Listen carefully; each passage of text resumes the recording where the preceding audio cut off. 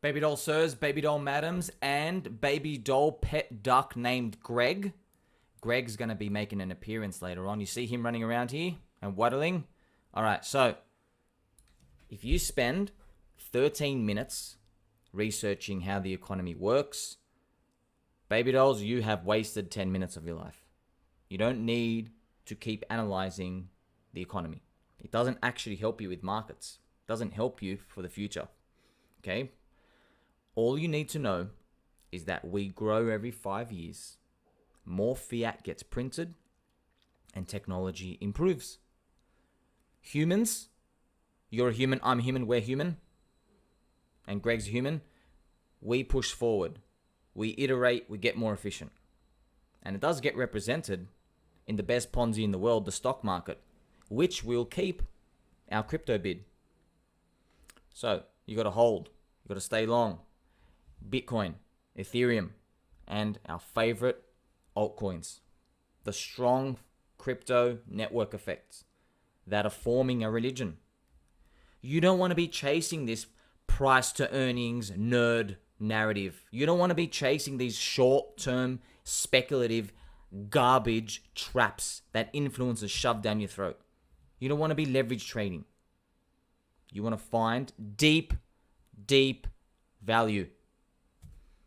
But before we go through deep value, look at the bonds. You see, remember, financial advisors, they will tell people, bottom left here, 60% stonks and 40% bonds with the B. See how it says it's an S and a B? If you go backwards, BS, because that's exactly what it is. This is the most overcrowded, oversaturated portfolio in the world. But we're going to use it to our advantage. We're going to use this as the undertone for why we're going to be bullish on crypto for the next 10 years. Because everybody's trapped in a stock market. It must get saved when they capitulate. Everybody tells them to get into bonds. Because bonds are reducing your volatility. And bonds, the price goes up when the yield goes down. So when people are afraid of risk, they will purchase the bonds. They are soaking up the demand of the bonds. They want the yield. And as they push it up, the yield goes down. So, but look at this, 10 years ago. So firstly, okay, bonds are poopy. All right. Look at this next part. 10 years ago, friends, if you bought bonds, as most financial advisors tell you to, you turned your beautiful $10,000 into $10,900. Wow, what a waste of your life. You could have done so much more in 10 years. It didn't even beat the fake PsyOps government CPI data, which we know is underrepresented. My God. Financial advisors, they are the crowd themselves. They're feeding the information to the crowd. And that's why we'll do really well in crypto. Now, financial advisors, they're not nefarious actors. They're not bad. They want you to win. They're just getting paid. But they are the crowd. They are the crowd. They're the majority. They are the big fat green circle. We are the small. So if money flows into the big fat green circle, it doesn't make it that much bigger. Look how much of the perimeter it can make it expand, maximum. But if money goes from the big fat green circle into our small circle, which we believe is crypto, right? C for crypto. And we also believe that there is edge, and crypto solves a great use case. You can transfer value, censorship resistance, immutability, the blockchain, right? We solve so many problems. If that money flows into our crypto, you see this little circle, man, you're going to make it into a big fat multi-shaped polygon. Look at that beautiful, smooth, round polygon. See how beautiful that is? That's crypto. Okay, so bonds are poopy, man. Look, obviously, bonds are poopy. But you can't just look at these bonds and say, oh, they went down. I never want to touch them. You've got to go deeper than that. You don't want to touch them because you got your whole life ahead of you. And even if you don't, I wouldn't touch them anyway. You pay the price somewhere. Because the government only has one release valve. When the markets go down, the governments print currency. They take value out of the bond value and they give it to themselves to then stimulate the economy, jobs. They start reshuffling money around. So you're a sitting duck if you are in bonds. You're literally the sitting duck. They can't print more shares because the government doesn't own shares. Okay, they can't print more shares, and if they were to do it, who are they going to dump on? Because the markets will be low already. You see the point? Markets would be down like 70-80% while they're going to print shares like Luna and then just destroy everyone more. It doesn't work. They can't print more gold and silver. They can't print more commodities. They can't make more oil. All they have is access to their currency. That's why they want to control their currency.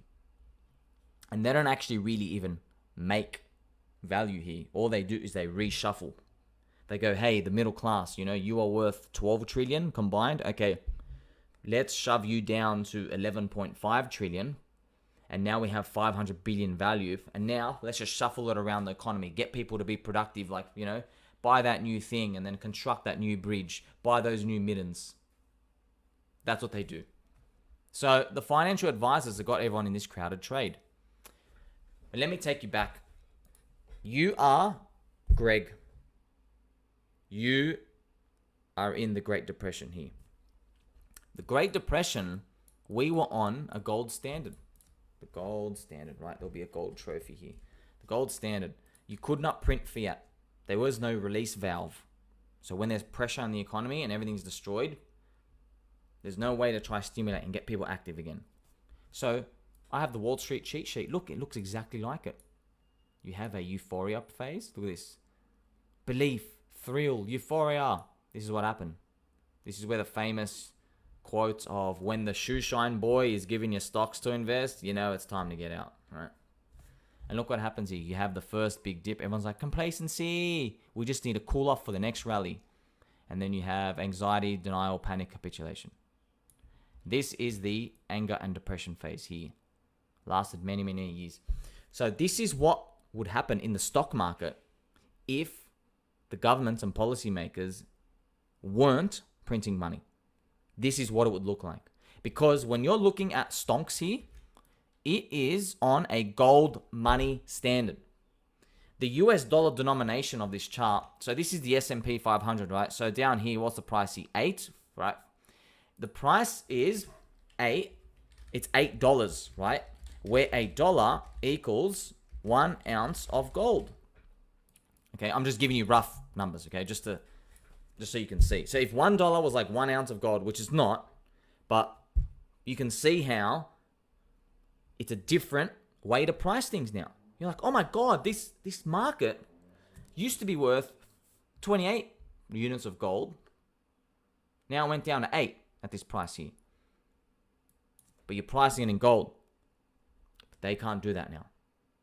Because we are on a different system. But you can see here the phase of human emotions come out. And we are now on something different. You want to go to today? Let's keep Greg. Let's go through the wild journey of life together, friends. Okay.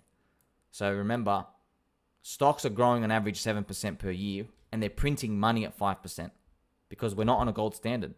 So they keep printing money. You're only winning like 2% per year in the stock market, but it's one of the greatest inventions we have. Okay. But remember, crypto's even better. So even though stock market's great, we are like super great on steroids with a big round of balloons. That's how big we are. Okay. So look at this.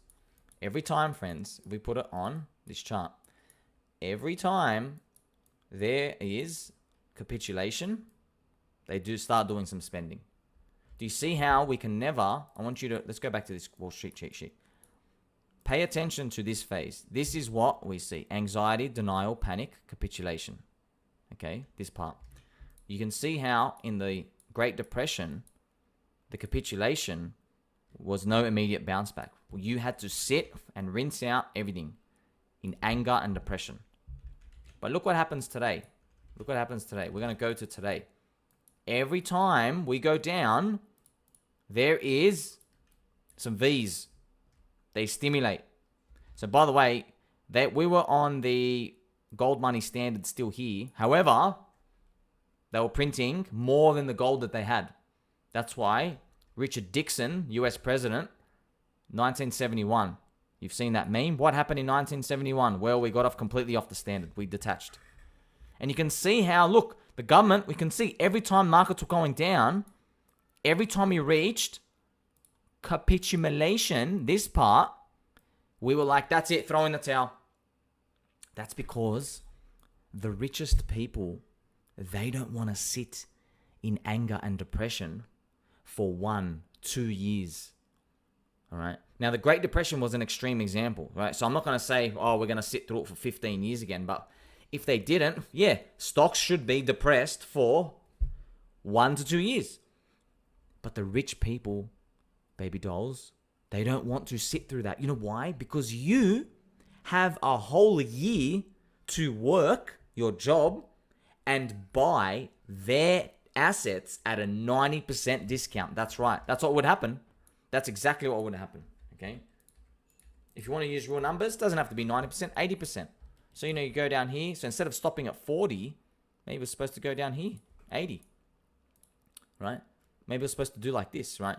But that's why they don't like it, friends. They don't like it because you work your job, right? Where's Greg? Let's go get Greg. You work your job, and you will be able to DCA here. They don't want you to do that because you are taking wealth off them. It's a wealth transfer. They are capitulating. They're the ones on leverage, and they own the system, okay? And even if they're not, they don't want you to get in. So you can look at it two ways. Either they're doing this on purpose, or when we hit these extreme points, the people, us, we demand that the politicians do something to get unemployment settled again. So I'm not going to sit here and say, oh, they're just controlling the stock market for themselves. They are. But there's more to that. It's like, it's the best of both worlds. They get to print for themselves, and the unemployment rate, which they caused to be bad in the first place, they get to now fix it. It's like someone is walking with you in a park and you are talking about your mittens to them, and then they literally push you down on the floor and break your legs. And then they give you crutches. That's what the government does to us. That's what these policymakers are doing. They push us down. We're saying, hey, check out my mittens. Whack. Now you're on the floor, and they give you crutches. That's what the government does. They give you the crutches. And you're like, oh, thank you. There's a word for that. Is that Stockholm Syndrome? One of those words describes that. It's exactly what happens. This actually happens in markets. Okay? And you've noticed, right? This is the tech boom. Yeah. So, look, you would even agree, right? The internet was one of the most foundational things that we'll ever see in recent human history. The birth of the internet. And obviously now crypto. But the internet was so amazing to make information travel zero cost, near zero. You would think such a euphoric blow-off would have a depression phase, right? But why didn't it? How come it didn't? Look at this. Why didn't it? Well, that's what the government policy makers do. When it comes down, look at Greg. Greg is capitulating here. Now we're heading to panic and capitulation phases. When Greg is down here, you're supposed to give Greg 6, 9, 12, 18 months, 2 years of a depression phase, right? 2+ years actually, because look at this, friends. This started in 1990. When it literally a 10-year run up. 10 years up. We know in crypto, we have like 3 years up, 1 year down. So a third of the time we're going down. Sorry, 24%, 1/4 of the time. So if you went up for 10 years, you should be staying down here for 2.5 years, right? You should be down. You should literally, the chart should look like this after the stocks, right? And then start to recover. But look what they did. They started cutting rates hard, stimulating again, and they blew up the housing bubble. That's what they did to get everything on its feet again. But they don't let you get an anger and a depression phase. They stop it. They print. We live in a different time. We're on the fiat system. But remember, here, the price of the stocks, it's not $900 of gold anymore. $900 of poop, right? That's what it is. We're not on the gold standard anymore. So your unit, your denomination's different. So that Great Depression phase of rinsing, that's the real true market fair value. But someone pays the price. The middle class pays the price through inflation. That's what happens. When they print currency, they get to send this number back upwards. But remember what the number's denominated in, poop fiat. And what happens? Like, who pays the price? The people pay the price because the price of goods and services go up. Middle class foots the bill every time. Now, I don't know if they're eventually going to wake up and say enough is enough, because the more I see people and communities, the more I realize that they actually choose this way. People want this way. People don't want to sit through this, okay? People don't want to sit through this. And the policymakers, you know what they'll say? They'll say, look, man, the richest people, if you make their portfolios down 80%, they're not going to go out and hire all the middle class to give them jobs in the first place. You can make an argument for that, by the way. You can. You really can. And we've seen it. No, look in crypto. When crypto's down, even the guys with like $400 million net worths, if it goes down to 80 million, they don't want to spend anymore. Even though you're like, hey man, you still got $80 million. They don't know. No. You made them take a huge quote price hit. So this is the world and system we live in. Okay. I know I like to call them scum, but we are politicians ourselves. We vote them in. We are the scum. We vote them. Yes, we wanted the guy who said he was going to grow a mustache, give us a pizza coupon, and give us a public holiday. You just got to learn the system. And luckily, you're watching my video. I love you. You love me. We're friends. Eternal friendship. Like, subscribe, bell button, all friends. So that's why whenever we get to capitulation phases, the government goes, that's it, out of here. That's it, out of here. Every time. Where's the anger and depression? Stock market doesn't have anger and depression anymore. This is the zombie virus. You know, the zombie virus was happening so fast. Look at this. We didn't even have a complacency. We went from thrill, euphoria, to capitulation. They're like, that's it. What the hell? You see? They throw in the towel straight away. What's going to come next? By the time you watch this video, we're in a different place, yada, yada. But that's why have faith. You stay long crypto. Crypto is correlated to the stock market. Maybe we can disconnect. Maybe we'll come back again. Doesn't really matter. If they save stocks, they save our booties. Just remember, this is the undertone of crypto. So before you think about capitulating, you're in your altcoins, you're in crypto, right? We're all using the lifeblood of Bitcoin, Ethereum, and everything to go up. Have a think about that, okay? Have a think about, now you know why crypto actually goes up, okay? And why being scared of a stock market crash should not deter you from remaining my friend and staying long and staying strong. Please remember to keep your posture straight, friends. Tell your mum you love her, and I'll see you next time.